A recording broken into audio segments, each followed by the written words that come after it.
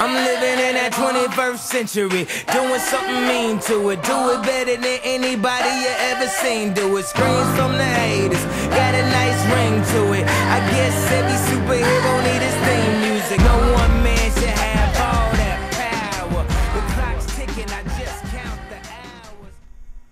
Welcome to In the Zone with me, your host, DJSlimCutta, aka soon to be your favorite DJ.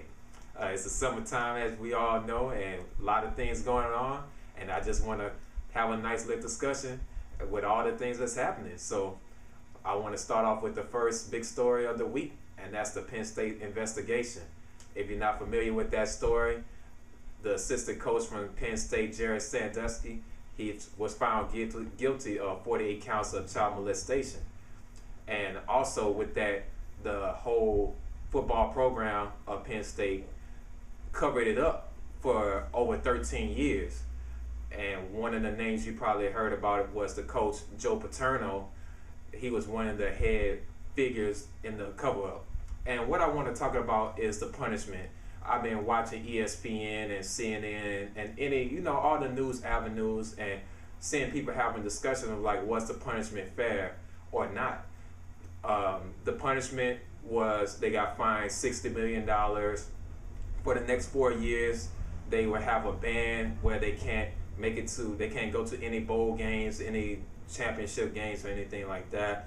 Also, the wins for Joe Paterno from 1998 to 2011 all got erased. And they also had their scholarships reduced from 25 to 15. And that's a big deal.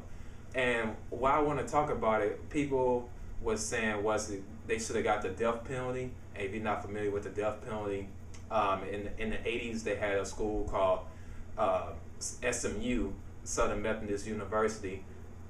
They had a pay-for-play program where they was paying college athletes to play football. NCAA found out about it, and they installed this death penalty. And what the death penalty was, they had no football for a whole entire year. And when that happened, that basically crippled their football program, and they never, even to this day, they never really bounced back to being a relevant football team. And what I want to discuss is, do I think it's fair? In my opinion, everybody gonna have different opinions, but I want to give my opinion. To me, when football becomes more important than kids' safety, that's a problem. And in this situation, it did. When it's one situation. It's one thing when you have somebody at your school or institution that's doing these things and it's isolated and no one knows about it. But they knew about this and they covered it up for 13 years. They also had this guy still on the payroll. So I look at it like that was like hush up money. Like, don't say anything. And it wasn't just one person. It was 10 victims in this case. And I feel like when it gets to that point where you don't want to bring shame to your football program or your university, that's a problem. And when these guys found out when this was going on, they should have automatically brought that to authorities. You can't withhold something like that. These are kids, and a lot of people are like, they had a lot. Well, most of the problem is a lot of people saying, well, the NCAA should have jumped in because this is a criminal investigation, which is true. But they will get their punishment from the judicial system. But I feel like the NCAA do have an obligation to set some kind of penalty because Penn State also is in the NCAA. And for them to hold schools accountable for this type of activity, they have to set some kind of punishment. Is it all the way fair? No, because some people that really had nothing to do with this still got affected by the punishment. But I do agree with it because when something like this goes out, especially when it comes down to kids, you gotta be firm. You gotta let this punishment go down. For instance, one of the things people have a problem with because it's the wins that got taken away from 1998 to 2011. My thing is this. No matter what kind of penalty you would have had, some player would have got affected. With the penalty now, the former players getting affected because, you know, they got their wins taken away. But I also feel like if you're a football player, you need to remember this. You put your time in on the field. You know what you did on that football field. You know what type of wins you got. If you won a bowl game, you still have your hardware in your possession. You still have your rings at home. What a record book says don't tell you what your worth was on the football field.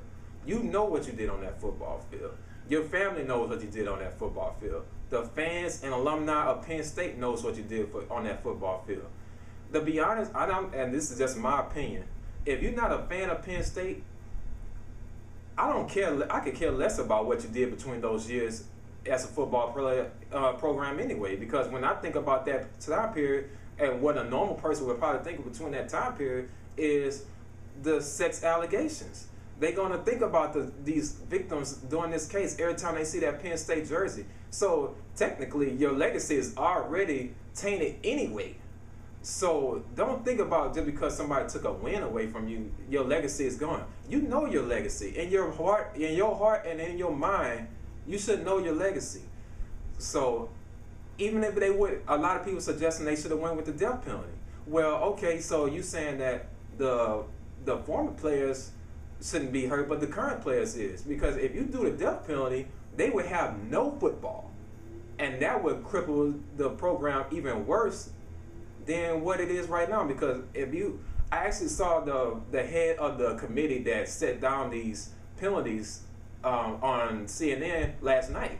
And he was saying that if they issued the death penalty, it wouldn't have just been one season. Then what most people are thinking, when they hear the death penalty, they think it was only going to be one season.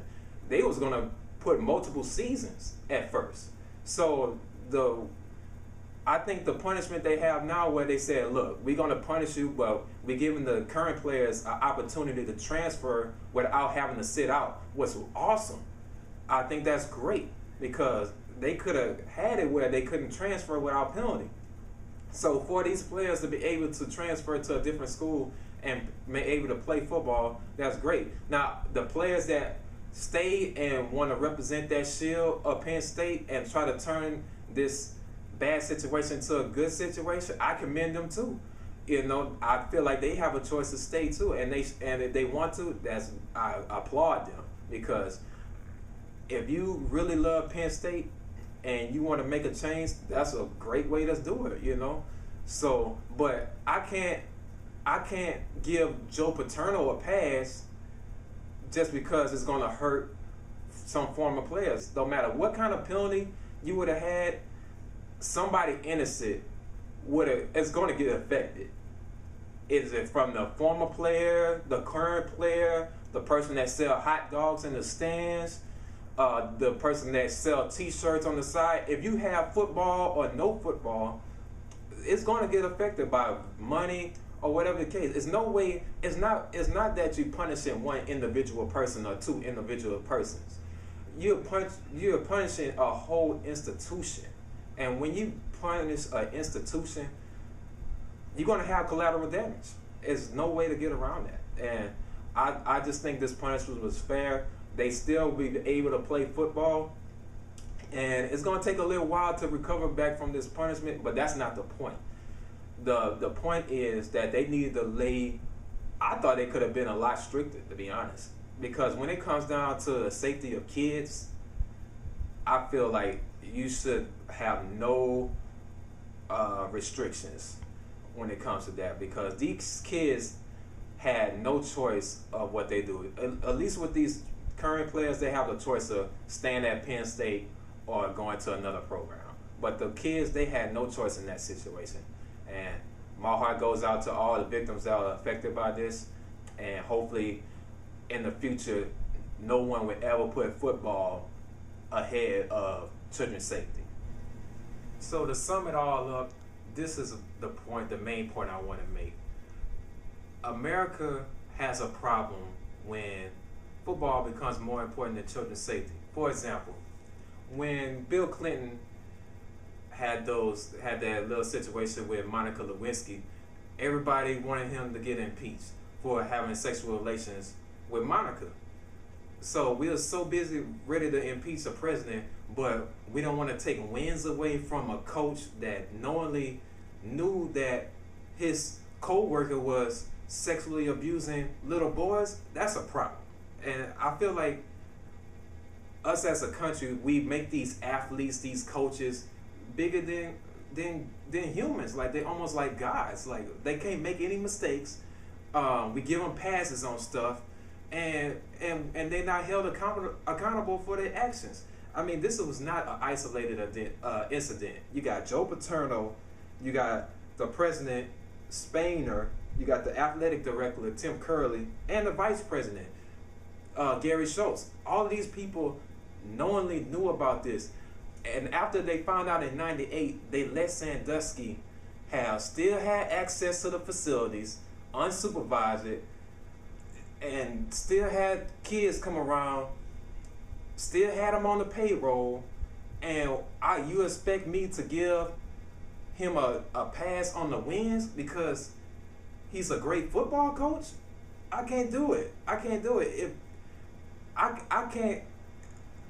I don't understand how somebody can look me in my face and tell me they should get a pass for this. This is children we talking about. Kids, little boys, man. Like, there's no excuse for this. I think this punishment was fair, and I feel like if you don't think this punishment was fair, you need to really look at yourself and ask yourself, if I was a little boy, if that was my little boy, do you think it was fair?